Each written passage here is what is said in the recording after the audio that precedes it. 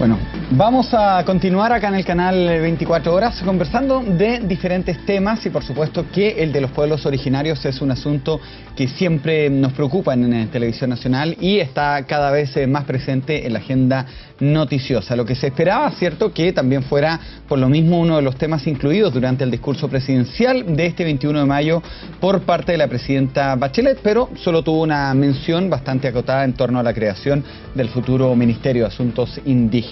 Queremos conversar de este y otros temas, como por ejemplo la CONFECH, que sacó de su mesa ejecutiva a los estudiantes mapuches, y para entender también este y otros temas que están en la agenda nos encontramos junto al colega periodista Pedro Cayuqueo y además cada vez más inserto en el mundo de las letras, escritor. Sí, también. ¿Cómo estás, Pedro? Sí, también muy bien. Bien, te veo, bastantes libros bajo el alero, ¿cierto? ¿Y cuál es el próximo que vamos a...? El último fue La Ruca... Esa ruca llamada Chile. Llamada Chile, que parecía la moneda. Sí, sí, con la bandera mapuche. ¿Cierto? Sí. Mira, estoy trabajando para este año 2 libros. Un libro que estamos con Catalonia, que estamos ya avanzando bastante. Es la biografía de un personaje político. ¿Ya? Vinculado al tema indígena. Ah, mira. No puedo todavía dar mucho Está tiempo. bien, pues, ¿para cuándo lo esperamos? Es para fin de año. Perfecto. Sí, por ahí por la Feria del Libro. Sí, generalmente es como el gran evento de estreno de las novedades. Y también en una biografía que es una biografía social. Es como un relato de aspectos familiares, de mi lugar de origen, Perfecto. en Cautín, en donde vamos a contar un poco lo que han sido los últimos 30, 40 años de relación intercultural, digamos, entre los mapuches y el Estado y la sociedad chilena. Interesante tema, interesante de comprender, y por lo mismo hemos puesto este tema en la pauta durante esta noche, Pedro, porque no solamente uno tiene que hablar de los pueblos originarios cuando hayan conflictos de por medio, sino que también es bueno ver de cuando en vez, ¿cierto?, cuál es la actualidad. La actualidad ahora nos remite a lo que fue la semana pasada, el 21 de mayo, y por lo que leía, muchas agrupaciones, ¿cierto?, de pueblos originarios, no solamente de los mapuches, quedaron disconformes con la escasa o nula, dicen ellos, directa mención a lo que fue o lo que es el conflicto que hay en la zona. ¿Cuál fue tu impresión? Fue una señal preocupante esta especie de omisión del tema indígena en el 21 de mayo. 5 o 6 segundos. Sí, fue un par de líneas en donde la presidenta mencionó la creación del Ministerio de Asuntos Indígenas y además el Consejo de Pueblos, que el último trimestre del año se va a enviar al Parlamento. Lamentablemente en el sur están pasando cosas bastante graves. La violencia ha recrudecido en los últimos tiempos. Hay atentados, hay acciones también de violencia policial en comunidades, hay episodios de represión que han sido denunciados también. Entonces hay un escenario tenso en la Araucanía que además era predecible, porque el 2014 fue el año de la acción muy inteligente de Huenchumilla, de poder calmar los ánimos y de tener estos pronunciamientos públicos respecto del perdón del Estado, respecto de la mala historia, este reconocimiento de la mala historia. Pero el 2015 iba a ser el año de concretar esos anuncios.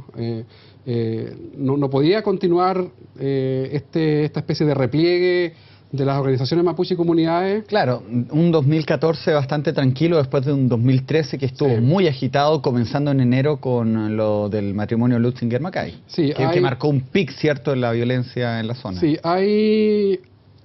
yo creo que hay una especie de cansancio en la dirigencia mapuche campesina tradicional, que está esperando de hace mucho rato soluciones a temas concretos, por ejemplo, el tema tierra.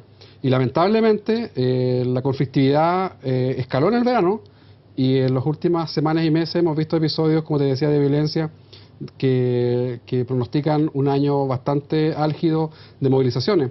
Y ahí se esperaba de parte de la presidenta un anuncio un poco más contundente. Eso te iba a preguntar, ¿qué se esperaba dentro del mundo de las comunidades, dentro del mundo mapuche, que se presentara este 21 de mayo? Porque para ser periodísticamente justo también, lo que el gobierno podía mostrar es lo que ha llevado a cabo, que es la consulta que se hace, ¿cierto?, por el convenio 169 de la OIT a los pueblos originarios para la futura creación del Ministerio Indígena, algo que llevaba el Ministerio de Desarrollo Social.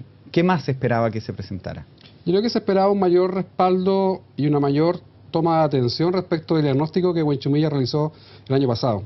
Benchimilla el año pasado situó las cosas en su perspectiva histórica y política y planteó que la solución al conflicto pasaba por un abordaje político y un abordaje a nivel de Estado. Lamentablemente lo que vimos el 21 de mayo fue, además de la omisión del tema, fue la continuidad de políticas que se han venido implementando en los últimos 25 años. No hay ningún cambio en la mirada que el Estado y el gobierno de turno da al tema indígena. Algunas autoridades de gobierno destacaban, por ejemplo, el incremento en los fondos para compra de tierra. Bueno, si ese es el gran anuncio, digamos, presidencial, quiere decir que no hemos aprendido nada, porque ni el conflicto se soluciona comprando tierra, ni tampoco el conflicto se soluciona escondiendo bajo la alfombra los temas que hay hoy día en la Araucanía, que tienen que ver con un drama social y un drama humano que afecta la convivencia regional y que requiere una atención. Fíjate que nadie ha notado, particularmente en Santiago, que las voces críticas respecto del anuncio presidencial son transversales, desde sectores de los agricultores, de los gremios y también del mundo mapuche. Es verdad, eso es un buen detalle que no me había fijado. Y eso es porque hay un cansancio de la ciudadanía regional respecto a un conflicto que ha sido muy mal manejado. Tengo la impresión de que hay hoy día una ciudadanía regional que está exigiendo de forma mucho más clara que se aborde políticamente el problema. Ahora, ¿cómo se interpreta esta pocas líneas, cierto, del discurso presidencial en torno al 21 de mayo en lo que es el tema mapuche o el tema indígena?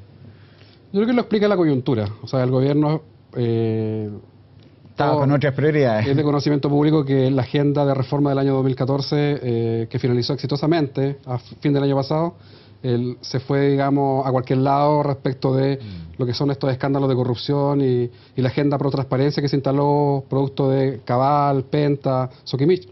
Las prioridades del gobierno hoy día tienen que ver más bien con esta segunda agenda de probidad que se ha llamado. Y los temas que estaban instalándose en el año 2014, donde Peñailillo en su momento llegó incluso a plantear la idea de escaños reservados para pueblos indígenas en el Congreso, exacto, vinculados a las reformas políticas, pasaron a un tercero, cuarto, quinto plano. Y el tema indígena siempre ha sido también para Santiago y para el I Metropolitana un tema de cuarta o quinta categoría. ¿Qué opinas que la presidenta no viaje, cierto, a la región de la Araucanía a empaparse de lo que es el conflicto? Yo lo encuentro una pésima señal. ¿Sí? Sí, lo encuentro una pésima señal. A esta altura es incomprensible que una mandataria ya más de un año en el poder no visite una región. Es la única región que no ha visitado. Y además una región que tiene una conflictividad social que está creciendo, que está... O sea, tú pides que vaya a la Araucanía por último a una escuela, a inaugurar algo, o derechamente a ver el tema del conflicto. Mira, yo vi por televisión el abrazo muy emotivo que la presidenta le dio al padre de Rodrigo Avilés, este chico que está, digamos, por represión policial... herido en el 21 de mayo. En estado grave. Fíjate lo bien que le haría la región la visita de la presidenta, aunque fuera solamente para darle un abrazo a alguna víctima de cualquier lado del conflicto que esté hoy día sufriendo también humanamente los costos de un mal manejo político, que tampoco podemos atribuirlo solamente a Bachelet, porque esto se arrastra hace mucho tiempo y el gobierno de Piñera tampoco se libró del conflicto.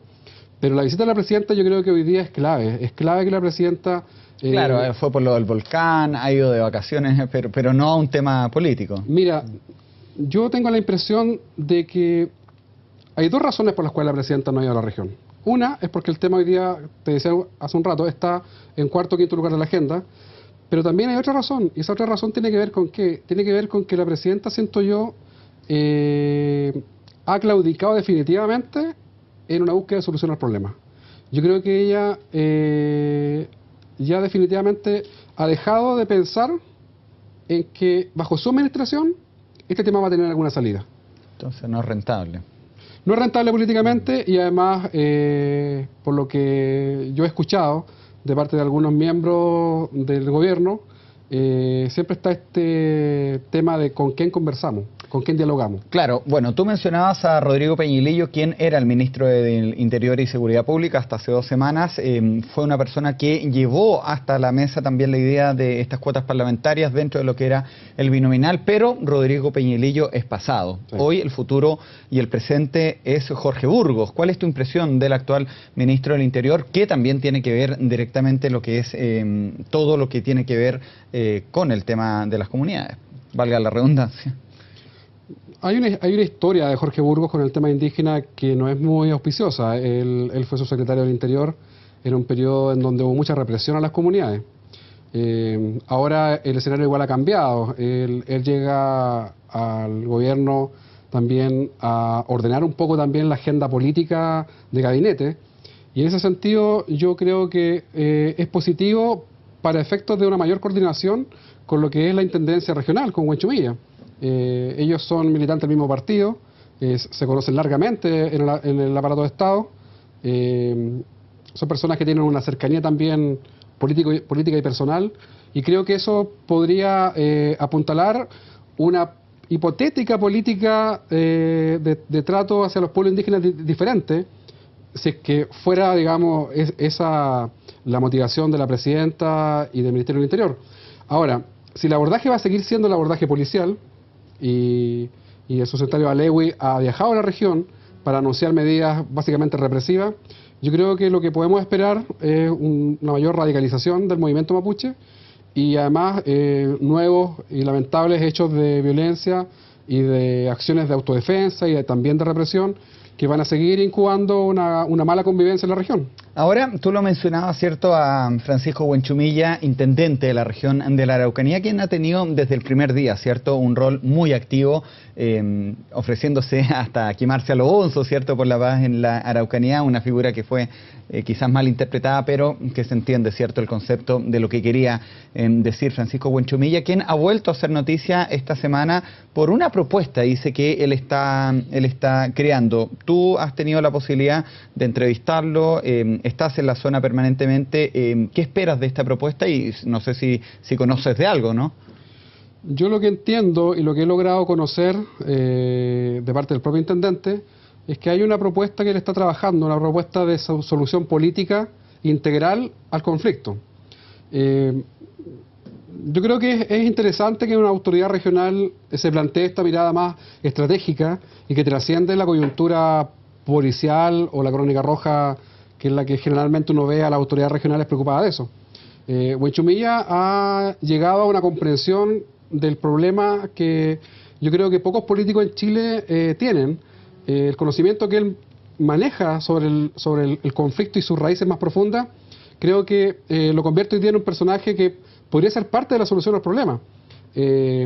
Lamentablemente siempre está la duda respecto de cuánto piso político tendrá Huenchumilla para que esa propuesta o plan integral de solución digamos, encarne a futuro una política de Estado. Yo ahí soy un poco escéptico. Nada me hace presagiar que podría ser la futura carta de navegación de la presidenta Bachelet. Más aún que estamos en un año en el cual la agenda probidad está instalada en el gobierno, en los medios, en la opinión pública, en la ciudadanía también, y vamos a pasar a un año 2016 con elecciones ya municipales y después parlamentarias y finalmente elecciones presidenciales, y nuevamente el tema indígena va a volver a ser promesa electoral y finalmente un tema de segundo orden. No, y fíjate, Pedro, cuando estábamos preparando la pauta también de los temas que íbamos a abordar en esta entrevista, nos hemos dado cuenta que han habido señales que pueden ser también bastante mal interpretadas, como lo que te mencionaba yo al principio también, que es la Federación de Estudiantes Mapuches, la Federación Mapuche, que estaba en la CONFECH, la cual fue excluida de esta Federación de Estudiantes Universitarios de Chile. ¿Qué pasó y cuándo se integran? Explícanos un poco también quiénes la componían, porque hay una composición especial. No formaban parte de las universidades propiamente tal, sino que estos se incorporan durante el año 2011. Explícanos tú qué pasó y por qué se excluye últimamente a la Federación Mapuche de la CONFECH. Mira, la Federación Mapuche Estudiantes es una orgánica estudiantil que surge en el 2010 y que en el 2011, en el marco de estas movilizaciones nacionales estudiantiles, claro, logra ser aceptada en el seno de la CONFECH y además ser incluida dentro de lo que fue la mesa ejecutiva y además dentro de la vocería de la Confech. En ese tiempo estaba Giorgio Jackson, la Camila Vallejo, para que nos situemos en tiempo y protagonistas del espacio. Sí, y ahí estuvo también José Ancalao, que era el vocero de la FEMAE, de la Federación Mapuche, y que también fue parte de esa mesa ejecutiva. Posteriormente, la dirigencia estudiantil mapuche siguió siendo parte de esa mesa ejecutiva y de la vocería de Confech. Pero en la última semana, por lo que los dirigentes han planteado de la FEMAE, el Pleno y la mesa de Confech votó cambios en la composición de la mesa ejecutiva y de la vocería, y uno de los cambios que se produjo, además de la salida del presidente de la FEUC, fue la bajada de la mesa ejecutiva de la Federación Mapuche. Las razones que han manifestado públicamente igual los dirigentes mapuches estudiantiles tienen que ver con una mirada sobre el rol de la Federación Mapuche, que tengo la impresión, Cristian, que es una mirada que no logra cabal comprensión de la diferencia étnica que implica una Federación Mapuche. Ya, explícala tú para que la podamos entender. Se aduce que las federaciones que están hoy día conformando Confech son federaciones que responden a universidades, a casas de estudio. Algo que ustedes no tenían, pues lo que decía yo al comienzo. Sí, y la Federación Mapuche no obedece a una casa de estudio en particular. La Federación Mapuche agrupa estudiantes de distintas casas de estudio y que tiene como común denominador que son todos de origen mapuche y que reconocen a la FEMAE como la estructura bajo la cual se representan. Bueno, se ponen cuestiones de esto dentro de la Confech, y ese cuestionamiento que se hace a que es una federación que tiene privilegios dentro de la Confech, siento yo que es un grave error, y es un grave error también político, porque precisamente a pequeña escala la lucha mapuche estudiantil de formar parte de la Confech es también la lucha de los pueblos indígenas por ser reconocidos y estar representados en este país que se llama Chile.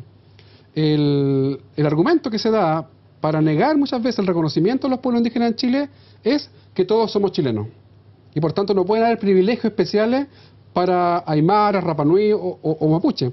Bueno, en pequeña escala se está replicando ese discurso, que es un discurso nacionalista chileno muy del siglo XIX, en jóvenes de 20 años, que a mí me parece muy peligroso porque si esos dirigentes estudiantiles son los que pretenden cambiar el país y pretenden una mejor educación y están luchando por una mejor educación, me parece paradójico que sean los mismos que están hoy día excluyendo a la Federación Mapuche de Estudiantes. ¿Y no sería mejor, disculpa que te interrumpa, Pedro, crear una federación de pueblos indígenas quizás donde se puedan incorporar a los otros pueblos originarios también?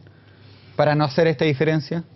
Mira, creo que son caminos válidos. Ahora son bien minoritarios. La Federación de Estudiantes Mapuche, ellos han planteado que ellos quieren ser un aporte en la Confech. Ellos quieren ser un aporte en la discusión de la reforma educativa que no contempla temas como la interculturalidad, por ejemplo, tampoco el tema de las lenguas indígenas, reforma educativa que ha sido calificada por la misma FEMAE como racista y discriminatoria. Ellos quieren ser parte de esta Federación Nacional de Estudiantes Chilenos y me parece muy loable que ellos quieran incidir desde dentro. Siempre los indígenas se nos acusa de que queremos aislarnos, queremos como luchar por solamente nuestros derechos. La FEMAE está dando un ejemplo de complementariedad y de también sumarse a lo que son las banderas de la educación en Chile, porque la gratuidad, la calidad, el fin a estos mecanismos como el copago y la selección, que son banderas de todo el movimiento estudiantil, la FEMAE también recoge esas banderas, pero también plantea otras banderas que tienen que ver con hacer de Chile un Estado en el cual se reconozca la diversidad plurinacional del país. Y ahí la FEMAE tiene también sus propias banderas. Yo creo que el desafío no es para la FEMAE, el desafío es para la Confech, que las federaciones estudiantiles entiendan que en el siglo XXI esta idea de que todos somos chilenos y por tanto no pueden haber privilegios para una federación mapuche. Alguien llegó a comparar, Cristian, muy torpemente a la Federación Mapuche con la posible existencia de una federación judía, una federación evangélica, una federación gay, en fin.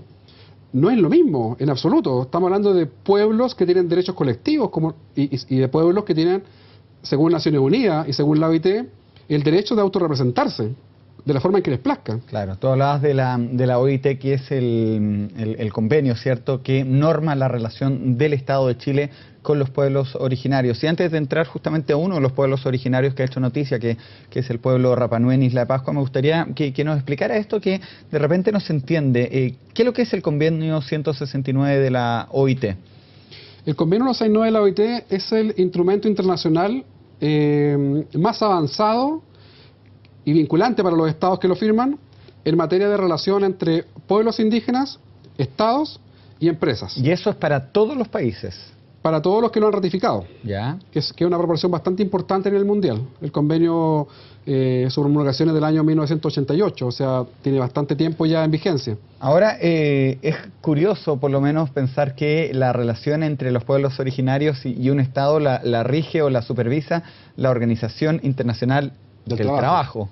Sí, eso obedece a un contexto, obedece al contexto en que este convenio deriva de otro convenio anterior, el 107 de la OIT, que tenía que ver básicamente con relaciones entre empresas y trabajadores indígenas. Ya. Y ahí deriva. De ahí deriva este convenio internacional, y en el cual, ante la inexistencia de otros espacios en el sistema de Naciones Unidas para que estos temas fueran regulados y fueran conquistas, el movimiento indígena en los años 80 usó la OIT como un espacio para incidir ahí y que surgiera un convenio que regulara el tema de la relación entre los estados y los pueblos indígenas. Todo dependiente al final de la gran organización de la cual depende la OIT, que es Naciones Unidas. Sí, mucha gente a mí a veces me pregunta y me dice, ¿por qué la OIT?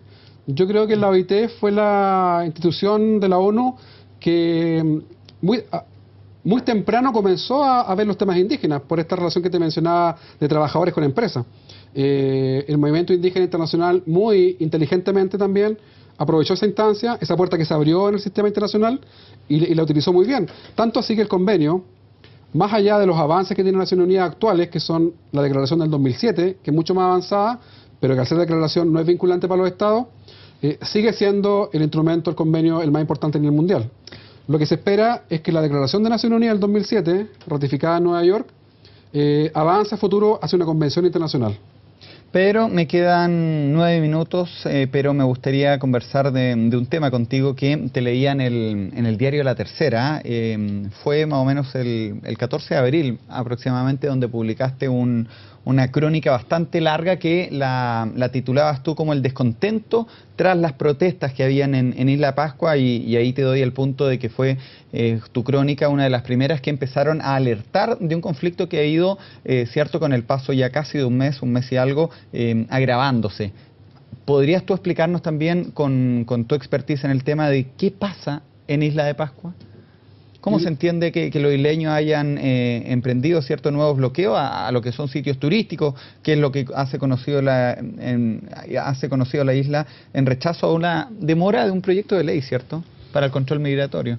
Mira, Isla de Pascua, Rapa Nui, para la gente de la isla, esa pequeña escala, un ejemplo de todas las malas prácticas que el Estado ha implementado con los pueblos indígenas en Chile. ¿Por qué te digo esto? Porque Isla de Pascua es un territorio insular que Chile controla de forma colonial, y en donde, yo siempre me pregunto, en donde el pueblo Rapa Nui, si estuviera colonialmente bajo el mandato de la Polinesia Francesa, por ejemplo, tengo la sospecha de que estarían mucho mejor. Otro gallo cantaría. Estando bajo este control desde el Estado chileno. ¿Y por qué te digo esto? Porque Chile ha violado y no ha respetado ninguno de los acuerdos y tratados que se han establecido con el pueblo Rapa Nui. Tanto así que hay una historia trágica y que lamentablemente en Chile se desconoce, pero la isla fue arrendada a capitales británicos, estancias ganaderas completa en los años 20-30 del siglo XX. La isla completa fue arrendada a capitales británicos, en donde el régimen de la población Rapa Nui fue un régimen de semi-esclavitud en la isla. Mira, interesante, es bien interesante comprender la historia de esto porque, por ejemplo, cuando uno ve, volviendo al tema mapuche, que el territorio de la Araucanía estuvo prácticamente olvidado por siglos, hasta después de la Guerra del Pacífico, la mal llamada pacificación, uno entiende también por qué se reclama lo que se reclama. Entiendo que hay algo parecido acá con Sí, Rapa hay una historia, una triste historia de relación entre el Estado y la isla que en las últimas décadas ha hecho crisis. ¿En qué sentido? El pueblo Rapa Nui está llegando a un punto en que está siendo amenazado de ser minoría demográfica en su propia isla.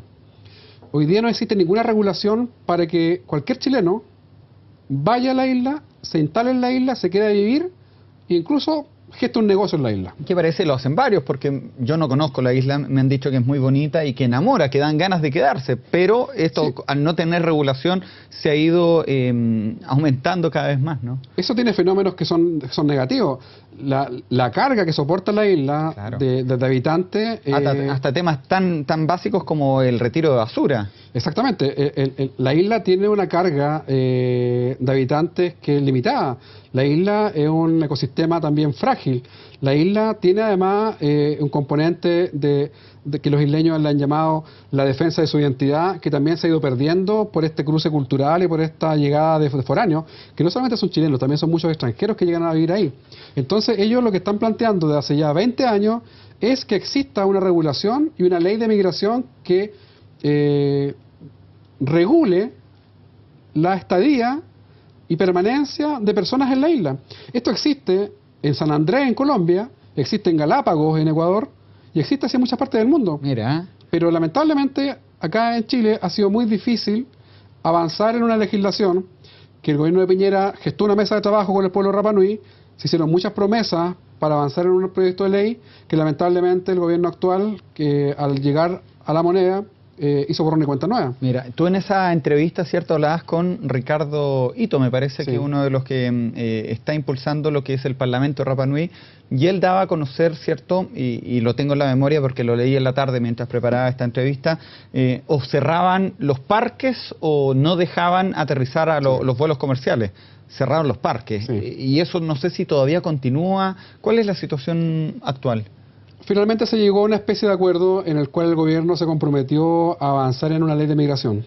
Y también los miembros del movimiento Rapa Nui estaban exigiendo el control del Parque Nacional, que está en manos de la CONAF. De la CONAF. Es un parque nacional de fama mundial, en donde las entradas de divisas por concepto de entradas y de turismo son gigantescas. O sea, son millones de dólares los que anualmente recibe CONAF por administrar el parque, digamos, de Isla de Pascua. Bueno, el movimiento Rapa Nui y el Parlamento Rapa Nui en particular, que es parte del movimiento Rapa Nui, estaban exigiendo la coadministración del parque, y eso, entiendo, se logró llegar a un preacuerdo.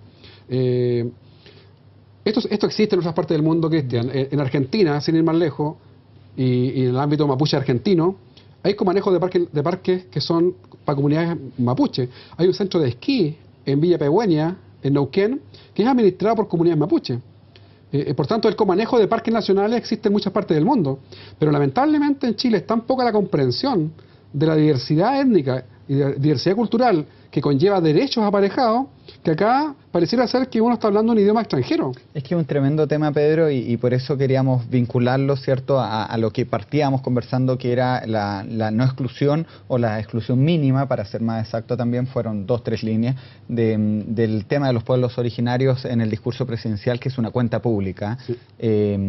Va de la mano, ¿cierto?, con este olvido o esta poco interés que tiene el Ejecutivo quizás en lo que ha derivado el conflicto en Rapa Nui. Te queremos agradecer, Pedro, primero tu tiempo acá con el canal 24 Horas y agradecerte que conversáramos también de un tema, no después de que hayan atentados ni violencia. Te contaba una experiencia, una triste anécdota que yo tengo con un tema relacionado, pero que refleja al final, ¿cierto?, en lo que se ha derivado el tema de los pueblos originarios, para la prensa en general y muchas veces también para los medios de comunicación, y es por eso que esto queríamos reproducirlo, no cuando esté, cierto, en el pic de la noticia, sino que en qué estamos. Y bueno, siempre tú eres una voz autorizada para hablar de estos temas. Gracias, Cristian. Esperamos tu libro en mes de noviembre, Feria del Libro Santiago. Ya pues, estaremos atentos y bueno, lo estaremos presentando aquí también de Cataluña, ¿cierto? Cataluña y también Random House Montador. Ah, perfecto. Ya pues, muchas gracias, Pedro. Nosotros nos vamos a una pausa, volvemos de inmediato con más noticias acá en el canal 24 Horas de TVN.